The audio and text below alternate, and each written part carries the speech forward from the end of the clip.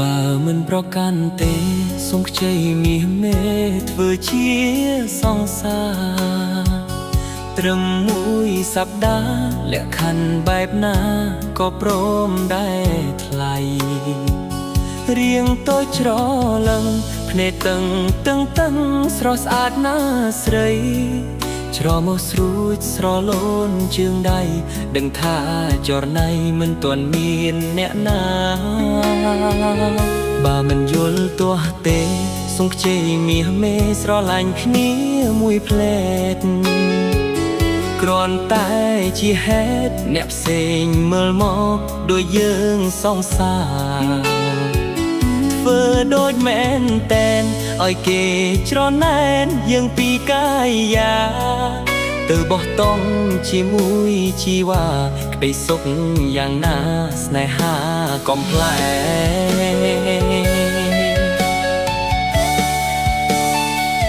ប្រោះនឹងគេដែរមិនគួរជឿទេគ្មានគេបែតីមិនធ្លាប់ចេះស្រឡាញ់ស្រីពេលបានឃើញថ្លៃអារម្មណ៍ប្រែបែបផ្សេងចង់បាបួលវមើលសត្វថ្មជីវិតញ៉ាំហើយរួចគេងរូបភាពស្នេហាត្រឹមការសំតែងបំផន់គេឯងដាក់ការសង្ស័យ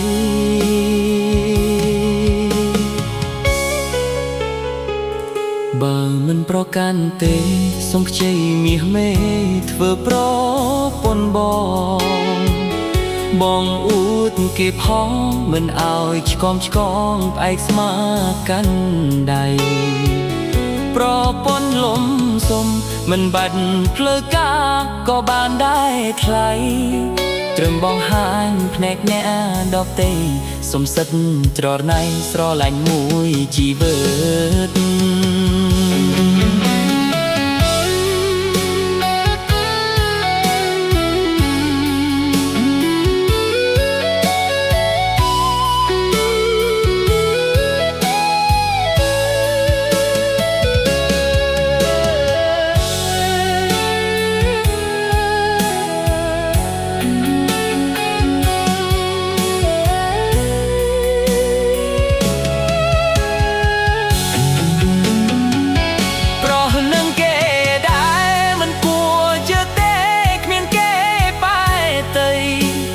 ធ្លាប់ចេះស្រឡាញ់ស្រី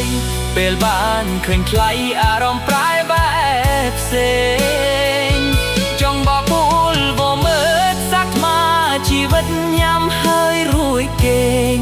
រូបភាពស្នេហាត្រឹមការសំតែងបំផន់គេឯងដាក់ការសង្ស័យបើមិនប្រកាន់ទេសូមខ្ចីមាសមេធ្វើប្រពន្ធបងអួតគេផងមិនឲ្យឆ្កងផ្អែកស្មាកាន់ដៃ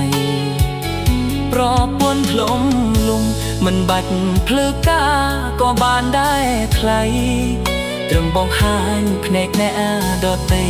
សុំសិតច្រណៃស្រឡាញ់មួយ